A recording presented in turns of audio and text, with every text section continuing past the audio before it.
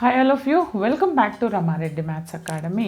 ఈ వీడియో ఏంటి అని అంటే ఇప్పటి వరకు మనం చూసాము ఏంటిది differential operator higher order linear differential ఈక్వేషన్లో డి అంటే ఏం చెప్పాను నేను.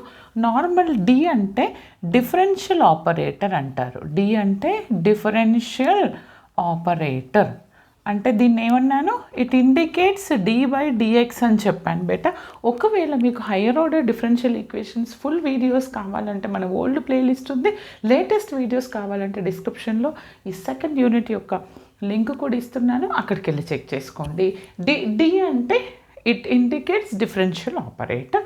అందులో వైసీ ఎలా కనుక్కోవాలి, వైసీలో డిఫరెంట్ ఫార్ములాస్ ఎప్పుడు ఏ రూట్స్ వచ్చినప్పుడు అప్లై చేయాలనేది క్లియర్గా వీడియోస్ చేశాను, అవి చూడండి. అప్పుడే మీకు జనరల్ సొల్యూషన్ ఆఫ్ వైపీ అర్థమవుతుంది. డి వరకే చూసాము డిఫరెన్షియల్ ఆపరేటర్. ఈ వీడియోలో అంటే ఇంటిగ్రల్ ఆపరేటర్ అంటే ఏంటిది అని అంటే ఇక్కడ చూడండి. ఇక్కడ డిఫరెన్షియల్ ఆపరేటర్ మీరు చూసారు రైట్, అండ్ ఇక్కడ ఇన్వర్స్ ఆపరేటర్ దాన్ని ఏమంటారంటే 1/d.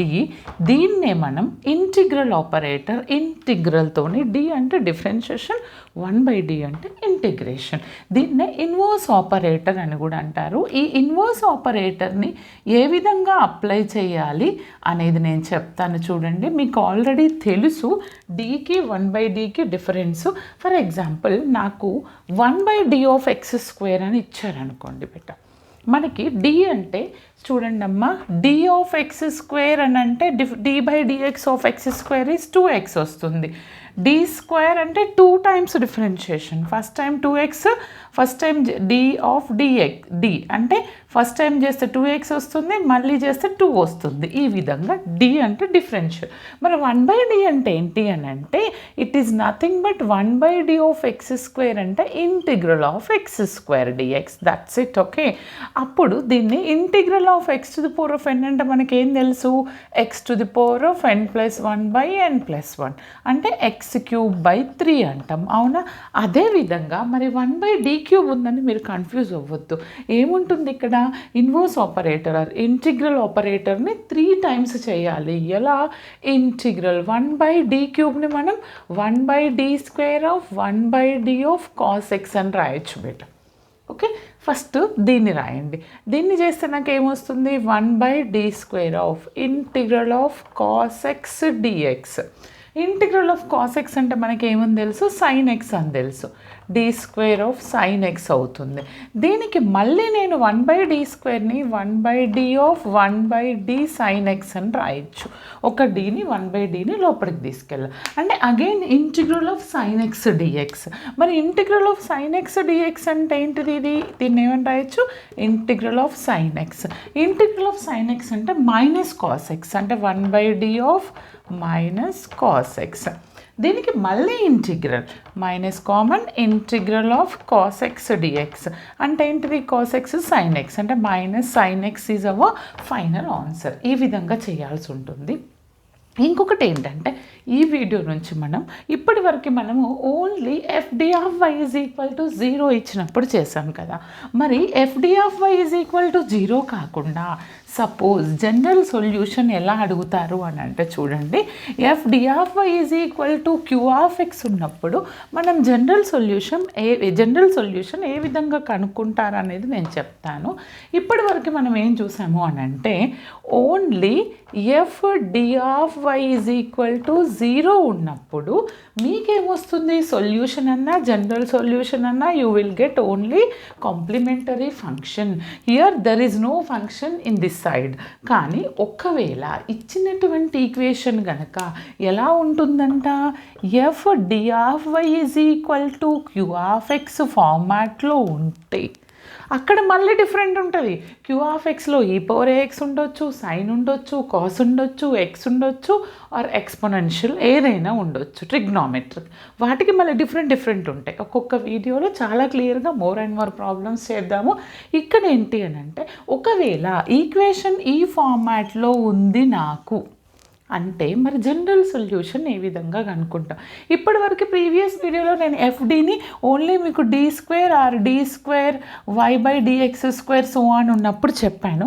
దీన్నే అప్పుడప్పుడు మనకు y" + y' - 2y = 0 find the solution అంటే మీరు ఏమనుకోవాలి, y" అంటే d² y/dx², ఇది క్యాపిటల్ D² y అవుతుంది, ఇది dy అవుతుంది, ఇది 2y, ఇది కూడా గుర్తుపెట్టుకోండి. ఈ విధంగా కూడా రాయొచ్చు. ఓకేనా, ఇక్కడ వరకు ఫైన్, మీకు ఇలాంటి డౌట్స్ లేదు. మరి ఇలా ఇచ్చినప్పుడు జనరల్ సొల్యూషన్ ఏమవుతుంది అని అంటే చెప్పాను ఆల్రెడీ స్టార్టింగ్ వీడియోలో. ఇలా ఇచ్చినప్పుడు first find yc, then after that by using this function find yp. మరి ఎలా కనుక్కుంటాం yp చెప్తాను చూడండి. ypని ఎలా కనుక్కుంటామంటే మనకు తెలుసు. yc ఎలా కనుక్కుంటాం, మీరు ఆక్సిలరీ ఈక్వేషన్ రాశారనుకోండి, you will get yc. Auxiliary equation అంటే ఏంటిది, d ప్లేస్లో m సబ్స్టిట్యూట్ చేసి f(m) = 0 చేస్తే you will get the factors, from that you will get complementary function. అవునా, ఇది మనకు తెలుసు. దెన్ ఆక్సిలరీ ఈక్వేషన్ నుంచి నీకు yc వస్తుందబ్బా, ఫైన్. మరి yp ఎలా వస్తుంది అని అంటే yp ఈజ్ నథింగ్ బట్, ypకి ఫార్ములా ఏంటి, any function q(x) is any function, then the yp is 1/f(d) * q(x). ఈ విధంగా రాయాల్సి ఉంటుంది. అంటే ఇచ్చినటువంటి ప్రాబ్లమ్ని వాట్ ఈజ్ అవర్ yp ఈ విధంగా రాసిన తర్వాత ఇక్కడ నుంచి మళ్ళీ డిఫరెంట్ కండిషన్స్ ఉంటాయి. ఇక్కడ ఫంక్షన్స్ డిఫరెంట్ ఉంటే ఎలా సబ్స్టిట్యూట్ చేయాలి, ఎలా కనుక్కోవాలి అనేసి నేను చెప్తాను చూడండి. ఇప్పుడు అంటే ఈ ఫార్మాట్లో రాసిన తర్వాత మరి డిపెండ్స్ అపాన్ ద ఫంక్షన్ మనం వాల్యూస్ సబ్స్టిట్యూట్ చేస్తే you will get some value, that is yp. ఫైనల్గా what is the general solution, ఇలాంటి ఫామ్లో ఇచ్చినప్పుడు మరి what is the general solution, general solution y = yc + yp అని రాస్తాము. అర్థమైంది కదా. జనరల్ సొల్యూషన్ ఎలా రాయాలి, f(d)(y) = q(x) ఫార్మాట్లో ఉన్నప్పుడు yp 1/f(d) * q(x). ఒకవేళ ఇప్పుడు నేను q(x)లో నాకు ఎన్ని టైప్స్ ఉన్నాయి, అందులో ఏంటంటే జస్ట్ ఒక starting one will discuss. Okay, just note down. చూడండి అమ్మా, వెరీ మోస్ట్ ఇంపార్టెంట్. ఇక్కడ నుంచి మనకి లాంగ్ క్వశ్చన్ బిట్స్ స్టార్ట్ అయిపోయినట్టే, ఎందుకంటే yc yp రెండు కావాలి. అందులో ఫస్ట్ మెథడ్ ఏంటి అని అంటే పర్టికులర్ yp అంటే ఏంటిది, పర్టికులర్ ఇంటిగ్రల్ అంటాము. f(d)(y) = q(x) ఫార్మాట్లో ఉంటూ ఆ q(x) అనేది ఎక్స్పోనెన్షియల్ అయినప్పుడు ఏ విధంగా కనుక్కోవాలనేది చాలా సింపుల్గా చెప్తాను. మీరు టెక్స్ట్ బుక్ చూసి కన్ఫ్యూజ్ అవ్వద్దు. ఏం లేదండి, ఫస్ట్ మనకి రూల్ ఏంటి, వర్కింగ్ రూల్ ఏంటో చెప్తాను.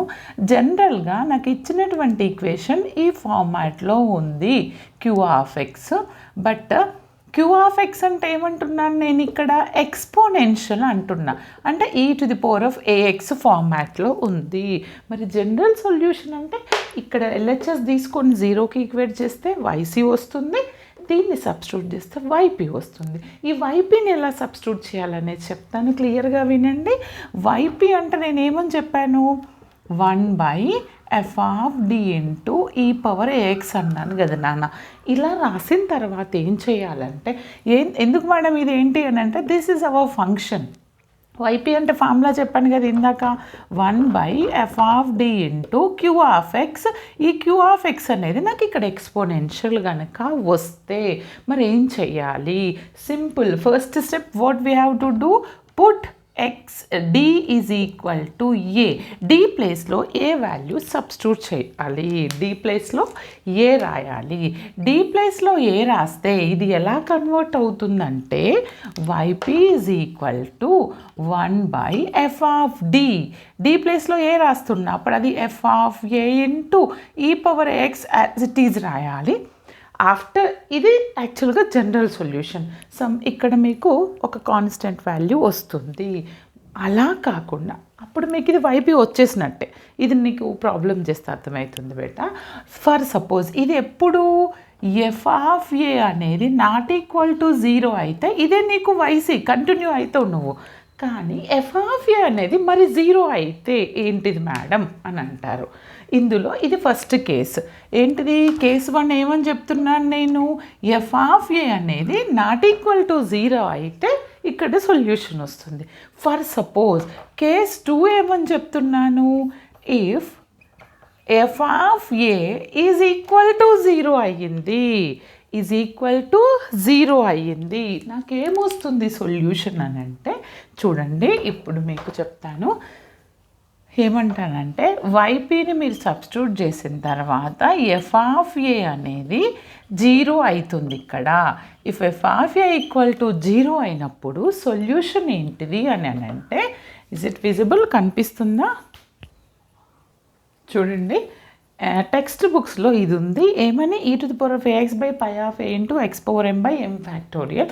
0 అయినప్పుడు d-aలో రాసినప్పుడు ఇలా వస్తుంది. ఇది నేను మీకు స్పెషల్ క్లాస్లో చెప్తాను, ఎందుకంటే షార్ట్లో అడుగుతారు అండ్ ఇది కొంచెం మీరు కన్ఫ్యూజ్ అవుతారు. మరి ఈ 0 అయినప్పుడు ఇది కాకుండా నేను జనరల్గా ఎలా చేస్తాను అని అంటే వెరీ సింపుల్, చాలామందికి తెలియదు. ఏం లేదండి, 0 అయ్యింది అని అంటే మీరు ఏం చేయాలి అంటే ఫస్ట్ స్టెప్లో e⁴ax/f', ఇక్కడ ఎఫ్ ఆఫ్ ఏ సబ్స్టిట్యూట్ చేస్తే 0 అయ్యింది. అప్పుడు మీరు ఇది యాజ్ ఇట్ ఈజ్ రాసి ఇది యాజ్ ఇట్ ఈజ్ రాయాలి. రాసిన తర్వాత దీనికి ఏం చేయాలంటే డిఫరెన్షియేషన్ f'(d) కనుక్కోవాలి. తర్వాత again put d is equal to A చేయాలి ఇక్కడ. అప్పుడు మీకు ఇక్కడ f'(d) అనేది 0కు నాట్ ఈక్వల్ వస్తే ఓకే. ఒకవేళ 0 అయింది అనుకోండి, దెన్ అగైన్ మళ్ళీ ఏం చేస్తాం, e⁴ax/f'(d) ఈ విధంగా కంటిన్యూ చేయాలి. ప్రాబ్లం చేసినప్పుడు మీకు చాలా క్లియర్గా చెప్తాను. Okay, now will do the problems. అర్థమైంది కదా ప్రాసెస్? చూడండి అమ్మా, ఇక్కడ ఎలా చేయాల్సి వస్తుందనంటే, ఇలా ఉన్నప్పుడు మీకు ఎలా ఉంది ఫస్ట్ ఈక్వేషన్ బాగా అబ్జర్వ్ చేయండి. దీన్ని ఈక్వేషన్ని నేను ఏమని రాస్తాను, d²y/dx² డైరెక్ట్ రాస్తున్నాను. చూడండి, d²y/dx² అంటే d²y + 4dy + 3y is equal to e⁴2x. Okay, దీనిలో నేను y కామన్ తీసేసి ఇంకా ఎలా రాయొచ్చు అని అంటే, జస్ట్ సెకండ్, ఇక్కడ ఏముంది, d² వస్తుంది, కామన్ తీస్తే ఇక్కడ 4d ఉంటుంది, 3 ఉంటుంది. అంటే మీరు దీన్ని 1 అనుకుంటే ఇది ఏ ఫార్మాట్లో ఉంది, equation 1 is of the form, ఏ ఫామ్లో ఉందండి, f(d)(y) is equal to q(x) ఫార్మాట్లో ఉంది. మరి f(d)(y) is equal to q(x) ఫార్మాట్లో ఉన్నప్పుడు మనకు ఫస్ట్ ఏం చేయాలి, yc కనుక్కోవాలి నేను. ఓకే, ఈ q(x) అంటే e⁴2x. అది తర్వాత ఇక్కడ f(d) అంటే ఏంటిది మీకు, f(d) అంటే d² + 4d + 3. మరి యాక్సిలరీ ఈక్వేషన్ ఎలా రాస్తాను ఇక్కడ నేను, auxiliary equation is f(m) is equal to 0. అంటే ఏంటిది, d ప్లేస్లో m రాస్తున్నా, ఏంటది m² + 4m + 3 = 0. అవునా, దీనికి ఫ్యాక్టర్స్ కనుక్కుంటా. అప్పుడు నాకు 3m² రావాలంటే 3 టేబుల్లో 3 1s అంటే నేను ఏమని రాస్తాను, m² + 3m + m, 3 1s 3m² వస్తుంది, యాడ్ చేస్తే 4m వస్తుంది. అంటే ఇక్కడ నుంచి నాకు ఫ్యాక్టర్స్ ఏమొస్తాయి, m కామన్ తీస్తే m + 3 + 1 కామన్ తీస్తే m + 3. What are the factors for this, m + 1 = 0 ఒకటి, m + 3 = 0. అంటే mకి ఎన్ని వాల్యూస్ వచ్చినాయి, -1, -3 అనేది నాకు m వాల్యూస్ వచ్చినాయి. మరి ఫ్యాక్టర్స్ అనేవి రియల్ అండ్ డిఫరెంట్ అయినప్పుడు what is the complementary function మీరు రాయాలి క్లియర్గా. Roots are real and distinct or distinct అంటే yc ఏమవుతుంది, c1e⁴m1x + c2e⁴m2x కదండి. ఇక్కడ ఇది మన ఫార్ములా. అంటే YC C1 M1 అంటే ఎనీ వన్ తీసుకోండి, e⁻m1 అంటే -1 -1x అంటే -x ప్లస్ C2 e⁻−3x వచ్చిందా. నాకు YC వర్క్ అయిపోయిందండి. After that what we have to do, find the complementary particular integral. Particular ఇంటిగ్రల్కి నాకు ఫార్ములా ఏమని చెప్పాను, YP = 1/f(d) * Q of x. మరి 1/f(d) అంటే ఎంత బేట, d² + 4d + 3. Q of x అంటే ఎంత, నాకు ఇక్కడ చూడండి e⁻²x is my Q of x. Very simple. ఇలా ఎక్స్పోనెన్షియల్లో ఉన్నప్పుడు d ప్లేస్లో ఏం సబ్స్టిట్యూట్ చేయాలి, ఏ అంటే ఎంత, ఇక్కడ 2 అంటే ఏం రాయండి మీరు, పుట్ d = a. ఓకే, అప్పుడు ఏమొస్తుంది నాకు, d ప్లేస్లో ఏ అంటే ఎంత, ఇక్కడ 2 సబ్స్టిట్యూట్ చేస్తా, 2² + 4. మోర్ అండ్ మోర్ ప్రాబ్లమ్స్ ఉన్నాయి మన ప్లేలిస్ట్లో, ఓల్డ్లో, కావాలంటే చెక్ చేసుకోండి. e⁻²x నాన్న. ఇప్పుడు ఇంతే, వెరీ సింపుల్. d ఉన్న ప్రతి ప్లేస్లో సబ్స్టిట్యూట్ చేశాను, మళ్ళీ e⁻²x యాజ్ ఇట్ ఈజ్ రాయాలి మీరు. ఓకే, అప్పుడు ఇక్కడ ఏముంటుంది, పైన e⁻²x మిగిలింది, 2² అంటే 4, 4 2s 8 + 3 అంటే 12 + 3 15. What is our answer, e⁻²x by what is the answer, 15. This is what, this is the YP. Now I got the particular integral. ఇచ్చినటువంటి క్వశ్చన్కి నాకు YC వచ్చింది, YP వచ్చింది. Then what is the general solution, y is equal to YC plus YP అని రాయాలి మీరు. ఏంటిది అది, y is equal to YC అంటే ఎంత, ఇది C1 e⁻−x, C2 e⁻−3x, మరి YP అంటే దిస్ వన్ e⁻²x upon 15. ఫైనల్గా నాకు YCని YPని యాడ్ చేస్తే వచ్చిన సొల్యూషన్ని general solution of the given differential equation అని అంటాను. అర్థమైంది కదా. ఎక్స్పోనెన్షియల్ ఇచ్చినప్పుడు d ప్లేస్లో ఏ సబ్స్టిట్యూట్ చేయాలి, ఒకవేళ సబ్స్టిట్యూషన్లో ఇక్కడ 0 అయితే ఏం చేయాలనేది నెక్స్ట్ వీడియోలో మనం చేద్దామండి. క్లియర్గా చేయండి. నాతో పాటు ఇంకా మోర్ అండ్ మోర్ ప్రాబ్లమ్స్ మన ఓల్డ్ ప్లేలిస్ట్లో కూడా ఉన్నాయి. బట్ ఎవ్రీడే ప్రాక్టీస్ కంపల్సరీ చేయండి. వీడియోని అందరికీ షేర్ చేయండి, లైక్ కమెంట్ కంపల్సరీ. మీరు బెల్ ఐకాన్ ప్రెస్ చేస్తే నేను లేటెస్ట్ పెట్టే వీడియోస్ మీకే ఫస్ట్ అప్డేట్గా వస్తుంది. All the best beta. Thanks for watching.